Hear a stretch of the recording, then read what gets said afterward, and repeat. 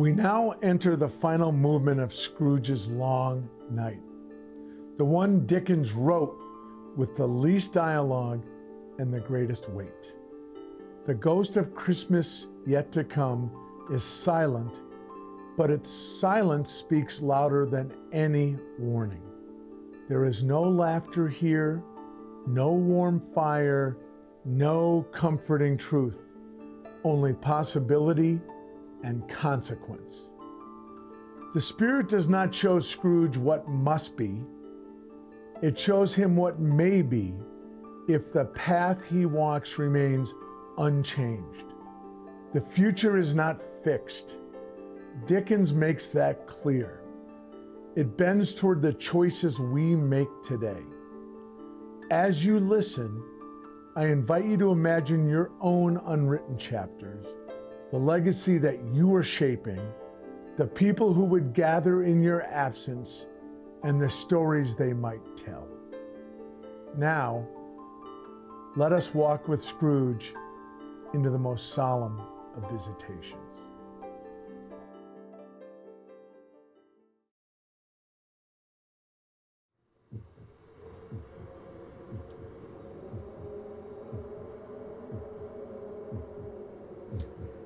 A silent, hooded figure appeared, its form shrouded in deep black, draped head to foot in a garment that seemed to gather all the night around it. It neither spoke nor stirred. No face was visible beneath the folds of its hood. No hand emerged except one long spectral finger pointing forward. Of all the spirits Scrooge had met, this one filled him with the deepest dread. Spirit, am I in the presence of the ghost of Christmas yet to come? The spirit answered not, but the air around it seemed to darken.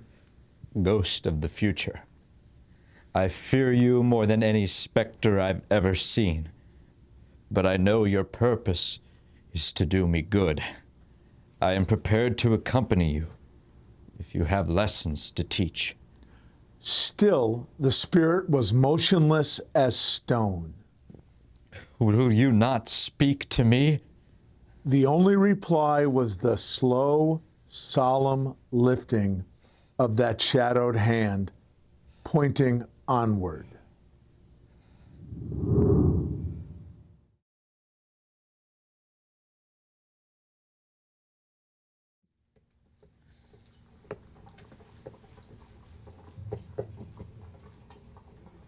They stood near a knot of businessmen, speaking casually together.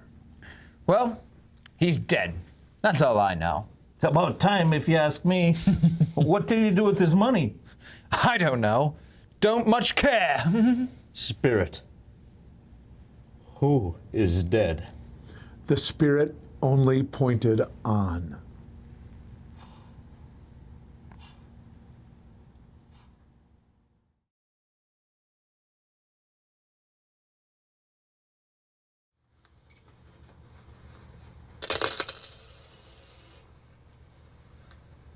They came to a low, dirty shop, filled with secondhand goods. Sheets, blankets, curtains. What have you brought me then? Things he won't be needing.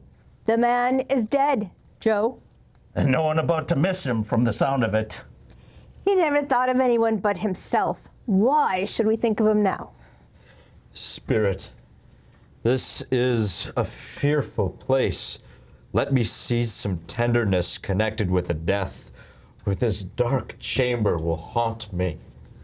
The spirit moved. The scene changed.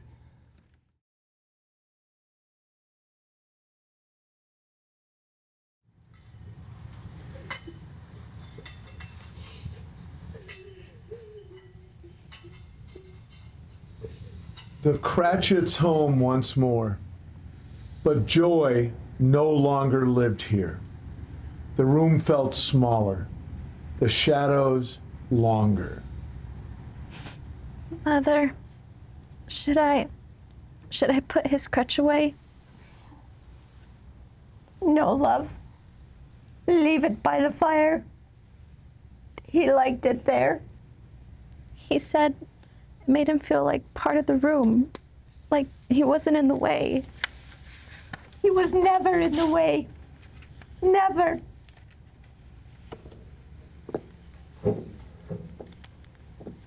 Bob entered slowly, as if the floor might break beneath him. I met the pastor on the way home. He said Tim was a remarkable boy, that just being near him made people feel closer to heaven. He had that gift. Bob knelt by the small chair where Tiny Tim once sat. I don't know what we'll do without him.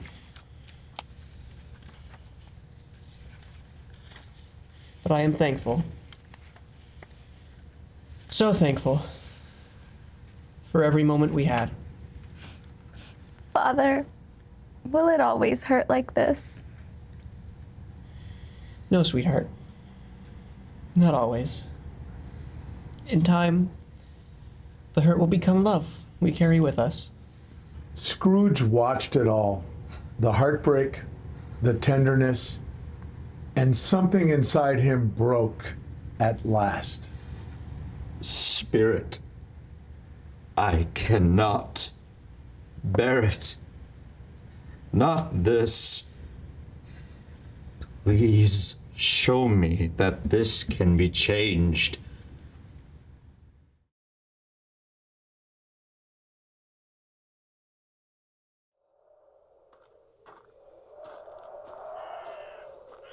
They came to a lonely churchyard. Before I draw nearer to that stone you point at, answer me one question. Are these the shadows of things that must be, or are they shadows of things that may be only? The spirit remained silent. Men's courses will foreshadow certain ends, to which, if persisted in, they must lead. But if the courses be departed from, the ends will change. Say it is thus with what you show me. Still, the hand pointed down. Scrooge knelt by the headstone, which bore the name Ebenezer Scrooge. Spirit, hear me. I am not the man I was. Why show me this if I am beyond all hope? I will honor Christmas in my heart and try to keep it all the year. I will live in the past, the present, and the future. The spirits of all three shall strive within me. Only assure me I may yet change the shadows you have shown me by an altered life.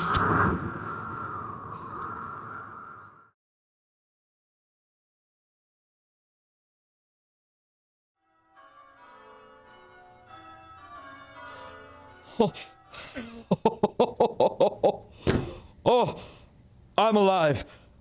I'm alive. Oh, what a glorious morning. Scrooge tumbled out of bed, hardly able to stand from laughing. I don't know what day of the month it is. I don't know how long I've been among the spirits. I don't care. All I know is it's not too late.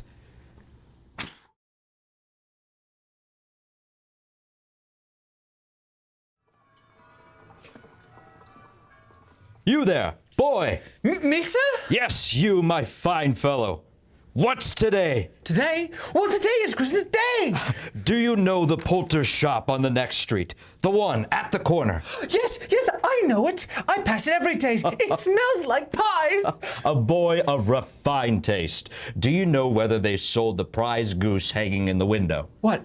The one that is as big as me? Bigger. Yes, it is there, sir. Go and buy it. Me? Buy it? Take this and be quick, my lad. I'll be right back, sir. Give me 5 minutes. I'll send it to Bob Cratchit's. He shan't know who sent it. It will be twice the size of their whole Christmas table. Yes, sir. Right away, sir.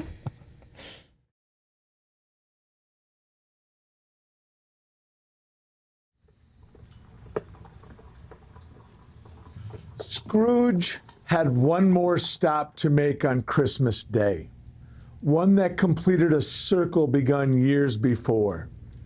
He stood outside the home of his nephew, Fred, heart pounding like a schoolboy. Here goes, Ebenezer. No turning back.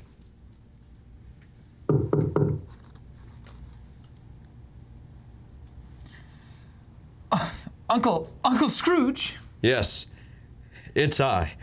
I've come to wish you a Merry Christmas, if you'll have me.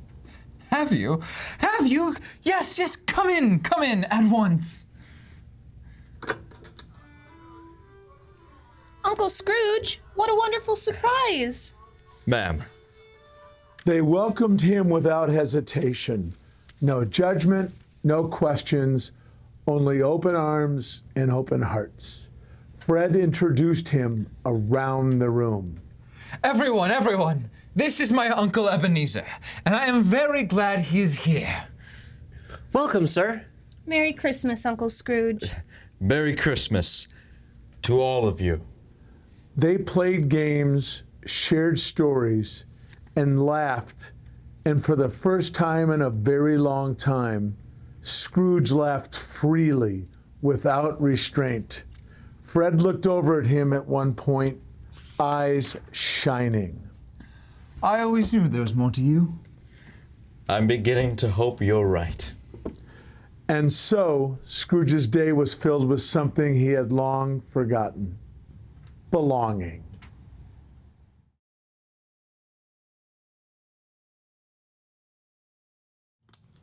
The next morning, Scrooge was at his counting house early enough to catch Bob Cratchit coming in late.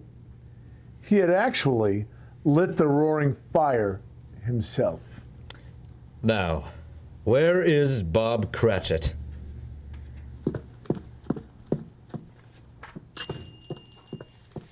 I'm late. Oh no, I'm very late. Cratchit! Yes, sir. I'm very sorry, sir. I was rather merry yesterday. You are late. I'll stay late tonight, sir. I'll do anything to make it right. Tell me, Bob Cratchit, what do you mean by coming in here at this time of day? Bob shrank, as he always had, bracing for the worst. It's only once a year, sir. It shall not be repeated. I was with my family. I won't stand for it. No, sir, I won't stand for it. So I suppose we'll have to do something drastic. I'm going to double your salary. My salary? Double it, Bob. And not just that. We'll discuss this very afternoon how I can help your family. We'll see to Tiny Tim at once.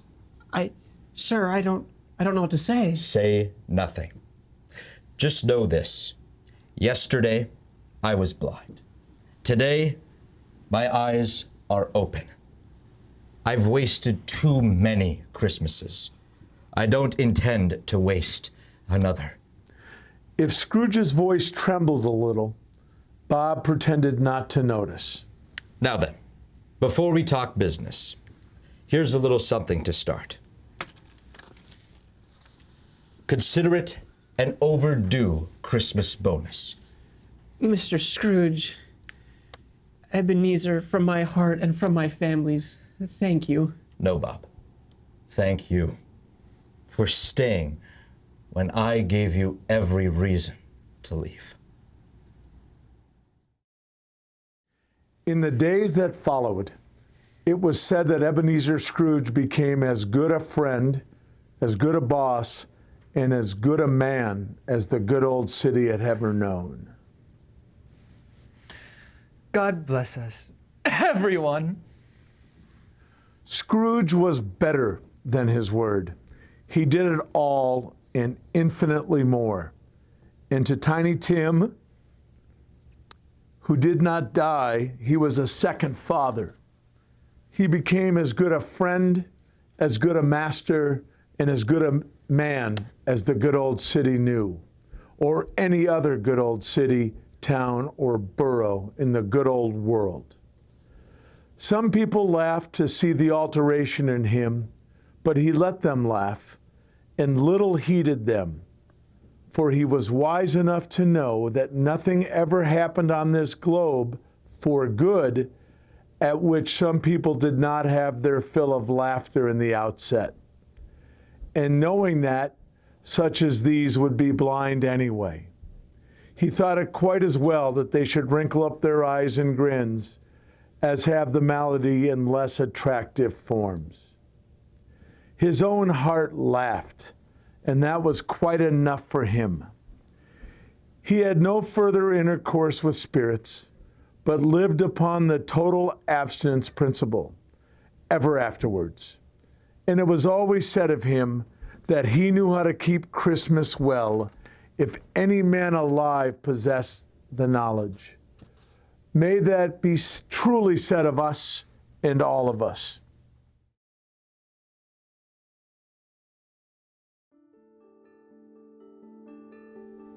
What happened to Ebenezer Scrooge wasn't a trick of the light or a bit of bad dreaming. It was a heart cracked open by truth, memory, compassion, and the possibility of living differently. Dickens tells us that Scrooge was better than his word, that he did more than he promised. And to Tiny Tim, who did not die, he became a second father. I love that line. It gets me every time. It's a reminder that our past does not have to be our destiny. We are all, in our own ways, writing the story people will tell about us when we're not in the room or when we're no longer here at all. And like Scrooge, we are not finished yet. So as you step back into your own life, I invite you to carry a little of this story with you, to notice the people at your table, to see the ones on the margins, to soften where you've grown hard, and to believe that change, even late in the story, is still possible. May we all, in Dickens' words, learn how to keep Christmas well, not just with gifts or gatherings, but with lives shaped by generosity, forgiveness, and a grateful heart. And before we leave this story, I want to return one more time to those two children the ghost of Christmas present revealed: ignorance and want.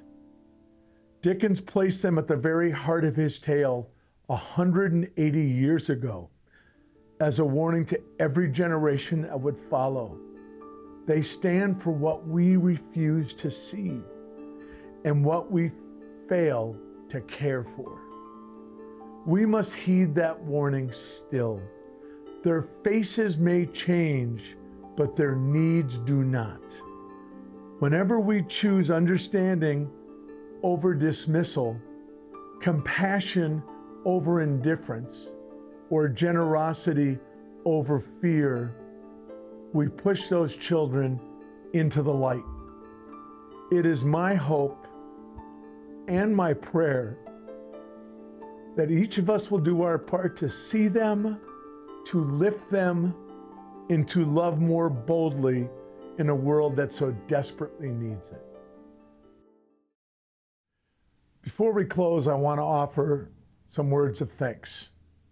First, to our extraordinary cast who brought these characters to life and gave so generously of their time.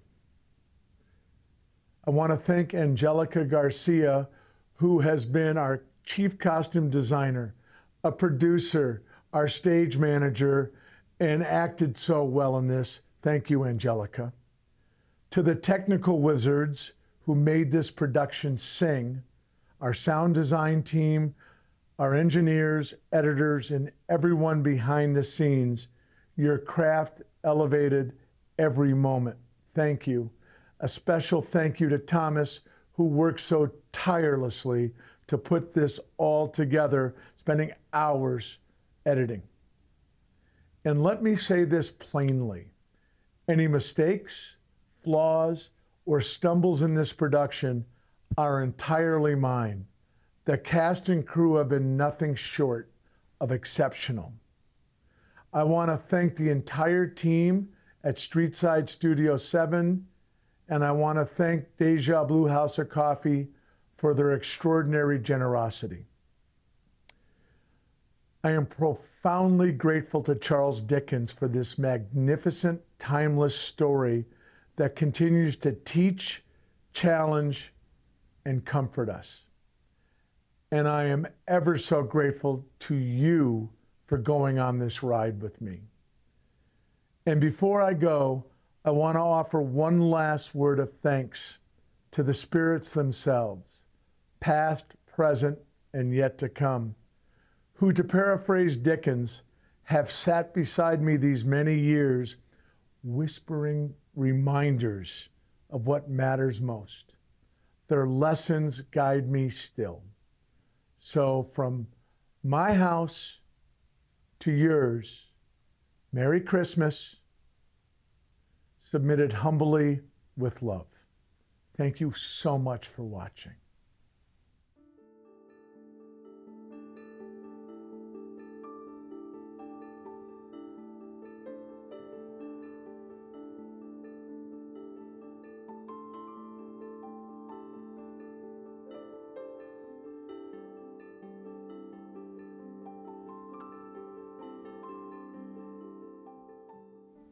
Streetside Studio 7's production of A Christmas Carol. Curtain call, take one. Hi, I'm Brian Dunn. I was your narrator, and I want to thank you so much for watching. My name is Miles Free. I am the host of the Unspecified Show and the host of the Deck of Dialogues, and I played the role of Ebenezer Scrooge. Hi, my name is Brendan Murtha. I play the role of Jacob Marley in Streetside Studio 7's production of A Christmas Carol. I am one of the co-hosts of the Zany Talks podcast. Thanks for watching. Hi, I'm Angelica Garcia. I play the role of the Ghost of Christmas Past, and I am the host of the Pages of Ink podcast. I'm Thomas Weiler. I play the Ghost of Christmas Present. I am a co-host of the Zany Talks podcast. I'm Eric Marquardt. I played Bob Cratchit, and I'm a co-host of the Zany Talks podcast. Hi, I'm Patty Dusing, and I played Mrs. Fezziwig. I'm the host of the Grounds for Discussion podcast. I'm Sean Dusing. I played the role of Mr. Fezziwig, and I'm with Streetside Studio 7 and Grounds for Discussion podcast. Hi, I'm Cassandra Cisneros. I played the role of Martha, and I'm the host of Sip Happens FM. Hi, I'm Logan Fremming. I played Fred and Tiny Tim. I'm part of the Zany Talks podcast, and God bless us, everyone.